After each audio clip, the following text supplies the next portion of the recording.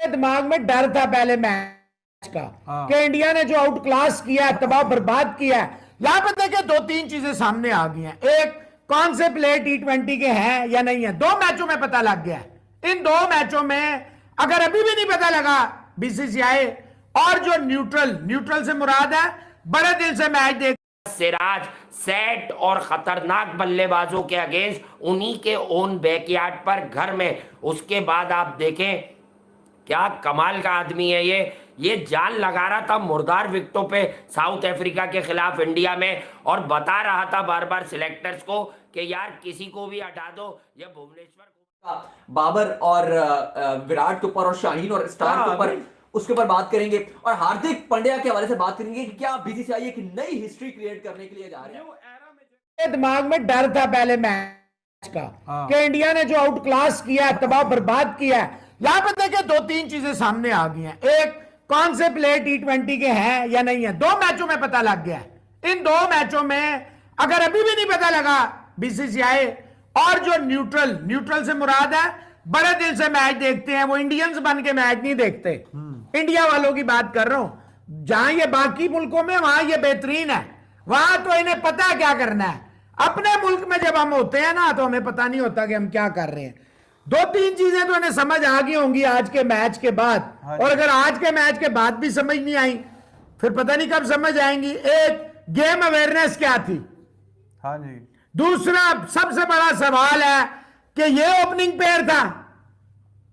हाँ, यही था भाई। इतनी सारी बॉलें कंज्यूम करने वाला ओपनिंग पेयर था। No game sense, no game awareness थी। डीके साहब को जवाब मिल गया पंत को ओपनर करना चाहिए या नहीं। जब आपके पास रेगुलर हो, चलो ईशान किशन की मैं बात नहीं, हालांकि वो बहुत सारी बॉलें कंज्यूम करता है, चले वो ओपनिंग बॉलें बड़ी खेलता है, ओपनिंग करता है। मैं यहां पे उसको मार्जिन दे देता हूं थोड़ा सा। अय्यर कौन से जमाने की बैटिंग कर रहा है? अय्यर तो पहली गेंद पे चलता, पहली बॉल पे चलते बने। स्काई इतना लकी रहे हैं, पूरी कोशिश कर रहे थे कि मैं किसी तरह आउट हो जाऊं, फाइनली हो ही गए।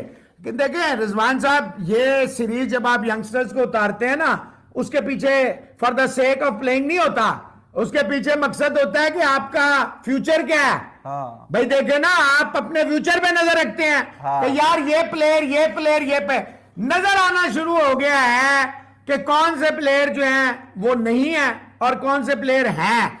सबसे बड़ी बात ये वाला मैच इंडिया टू लूज था, when you were fully aware.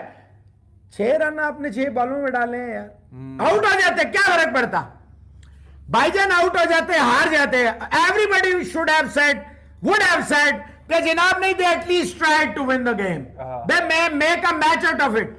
6 बॉलों में 6 रन बनाए हैं आपने भाईजान। बारिश से पहले आखिरी ओवर जो है वो पूरा समझे कि बारिश में ही हुआ है, हल्का फुल्का पता था कि आखिरी ओवर ही है। तो भाईजान उसमें ही तो आपने रिस्क लेना था ना, जब आपको पता था। हाँ। उस वक्त तो आपको पता था कि बाबर और विराट के ऊपर और शाहीन और स्टार के ऊपर उसके ऊपर बात करेंगे, और हार्दिक पांड्या के हवाले से बात करेंगे कि क्या बीसीसीआई एक नई हिस्ट्री क्रिएट करने के लिए जा रहे हैं। न्यू एरा में जो है बीसीसीआई दाखिल हो रहा है, जिसमें हार्दिक पांड्या ने फतवात हासिल किए, और ये साल अगर आप बात करें तो बीसीसीआई का विनिंग ईयर रहा है। सबसे ज्यादा फतवात जो है टीम इंडिया ने हासिल किए हैं इसी साल में। दोस्तों हाँ, सही बात है। अच्छा अली, 2022 में भारत एक भी सीरीज नहीं हारा है। पहले उसके बारे में आपको बता दूं, वेस्ट इंडीज के साथ ये 3-0 से जीते हैं, श्रीलंका के अगेंस्ट 3-0 से जीते हैं, अफ्रीका के साथ 2-2 से बराबर हुई, फिर आयरलैंड को 2-0 से हराया, इंग्लैंड को 2-1 से हराया, वेस्ट इंडीज को 4-1 से हराया, ऑस्ट्रेलिया को 2-1 से हराया, अफ्रीका को 2-1 से फिर हराया, और न्यूजीलैंड को आज 1-0 से हरा दिया।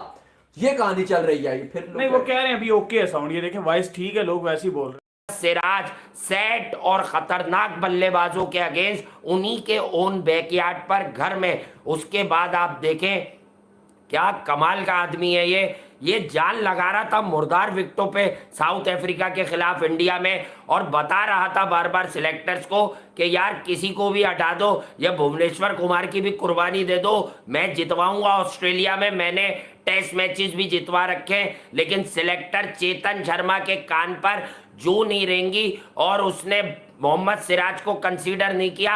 अर्शदीप मोहम्मद सिराज, जो मैं हमेशा से कहता हूं, आने वाले दिनों में आप इसमें कुलदीप सेन को भी देखेंगे, आने वाले दिनों में आप प्रसिद्ध कृष्णा को भी देखेंगे, बुमराह इन सब के पापा होंगे बॉलिंग में। तो बुमराह के साथ ये 3-4 नए लड़के आपको मैचेस जितवाएंगे विद द बॉल। इनमें बड़ा पोटेंशियल है। It's time to say goodbye to Bhuvneshwar Kumar. आपकी बड़ी सर्विसेज है भाई इंटरनेशनल क्रिकेट में, लेकिन बस यार बहुत हो गई। ये 4 ओवर में 35-35 40-40 रन देने के लिए नहीं रखा हुआ है भाई भुवनेश्वर कुमार को। ये मैं आपको समझा दूं तो आप लोग देख लीजिए यार, मैचेस आप कैसे जीतते हो आपको खुद भी समझ आनी चाहिए। मैचेस आप हमेशा इसी तरह से मैचेस जीतते हो और आपको इसी तरह से मैचेस जीतने भी होंगे।